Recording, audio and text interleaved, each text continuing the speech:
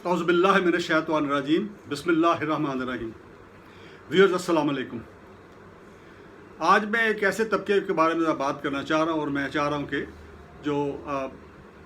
हुकूमत के वो लोग जो साबिक़ इक़्तिदार हैं, साबिक़ इख्तियार हैं,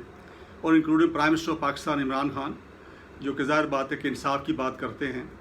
तो एक ऐसे तबके के बारे में बात करना चाह रहा हूँ जो कि जिन्होंने अपनी ज़िंदगी जो है, ज़िंदगी के जो सुनहरी दिन थे, जो जितनी उनकी जवानी की तवानाइयाँ थी, वो सारी की सारी उन्होंने इस मुल्क व कौम के लिए और अपने महकमों के लिए उन्हें सर्व कर दी। और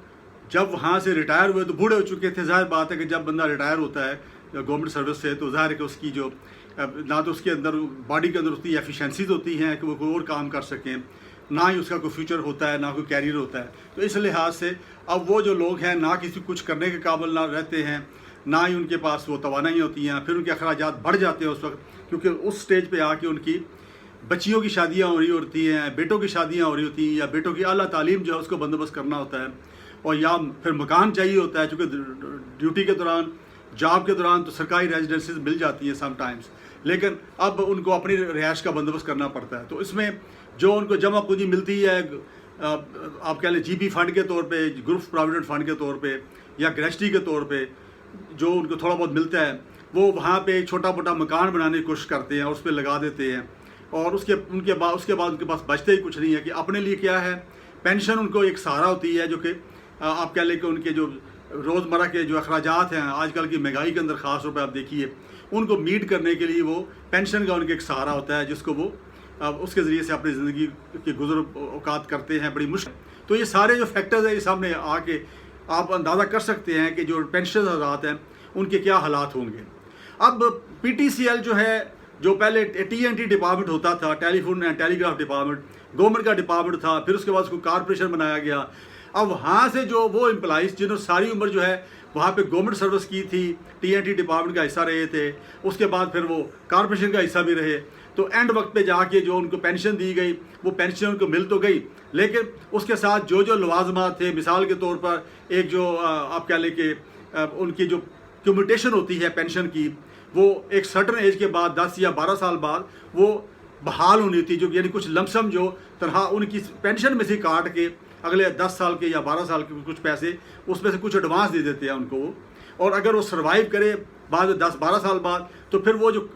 दोबारा उनकी जो है वो जो पेंशन है उसको रिव्यू किया जाता है, और जो काट के उन्होंने 10-12 साल के उनको दे दिए थे एडवांस, उसके बाद दोबारा उनको मिलना शुरू हो जाता है। इससे फिर ये कि वक्त के साथ साथ ज़ाहिर बात है कि पेंशन में उनका थोड़ा सा इजाफा हो जाता है, जिससे कि उनकी जो मुश्किलात है उसका कुछ हल हो जाता है। वो अपनी इलाज मुआवजा करा सकते हैं, अपने घर का किराया पे कर सकते हैं, अपने खाने पीने का, अपनी ट्रांसपोर्ट का,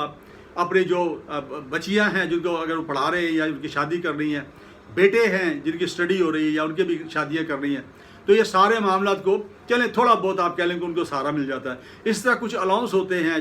जैसे PTCL के अंदर भी ग्रेड 20 के अलाउंस होता है लोगों का, कि जो उनको दिया जाता है मुलाजम के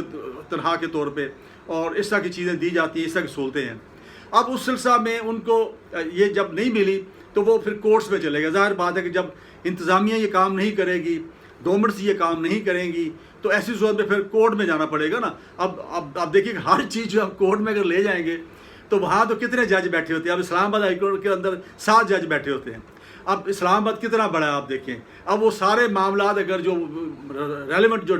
क्वार्टर्स हैं या रेलिवेंट जो डिपार्टमेंट्स हैं अगर वो नहीं करेंगे, तो फिर क्या है, वो ये 7 जज करेंगे वही। और इसके अलावा जो जजेस हैं आपने देखा अपीलें भी सुनते हैं, जो क्रिमिनल केसेस भी सुनते हैं, कॉन्स्टिट्यूशनल पिटीशन भी सुनते हैं, पॉलिटिकली आप कह लें सपोर्टेड जो पिटीशन आती हैं वो भी सुनते हैं। उनके पास टाइम नहीं होता बेचारों के पास, जजों के पास। तो लेकिन अब ज़ाहिर बात है गरीब आदमी जाए तो कहाँ जाए। अब ये हज़ारों की तादाद में PTCL के मुलाजमीन हैं जो धक्के खाने में भी। वकील मैंने कई बार देखा कोर्टों में, मैंने जब उनके केस लगते रहे हैं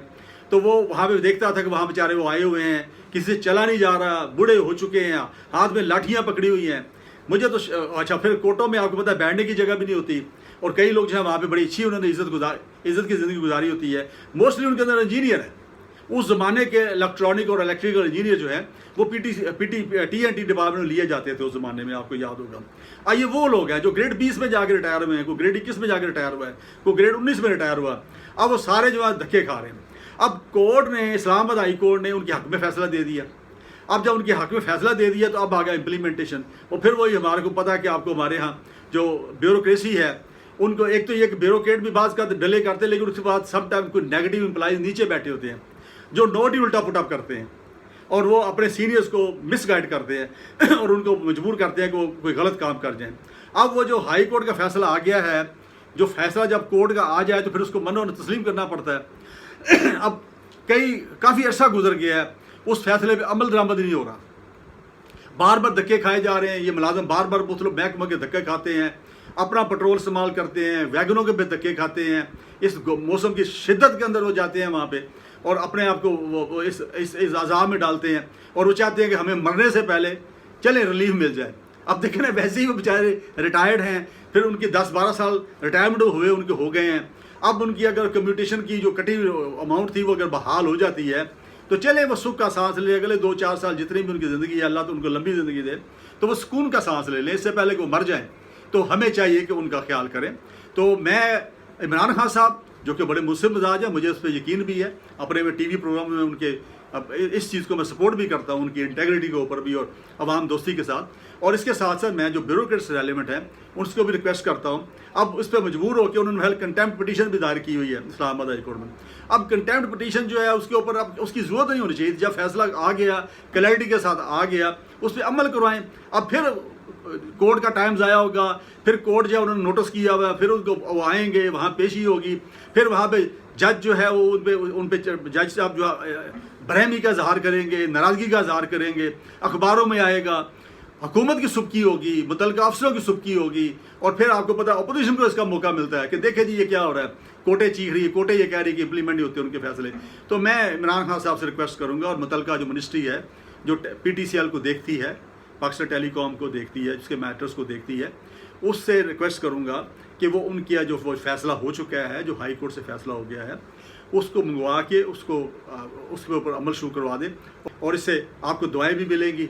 اور آپ کو اس کا اجر اس دنیا میں ملے گا انشاءاللہ تعالیٰ۔ اگلے جہان میں تو ملنا ہی ملنا ہے نا، ظاہر ہے کہ وہ تو سب سے بڑا منصف ہے رب تعالیٰ، وہ کسی کی نیکی اور کسی کی بھلائی جو ہے اس کو ضائع تو نہیں کرتے نا اللہ تعالیٰ۔ تو اس لیے مجھے امید ہے کہ آپ میری بات یہ سنیں گے۔ تو میں ایک نیوٹرل کے طور پہ، چونکہ میں ایک جیو پولیٹیکل اینالسٹ بھی ہوں، ٹی وی پروگرام پہ آپ مجھے دیکھتے بھی رہتے ہیں، تو میں نے درد محسوس کیا ان کا، تو میں نے کہا کہ یہ میں آپ تک پہنچا دوں، اور مجھے بھی اپنے دعا میں یاد رکھیے۔ بہت شکریہ،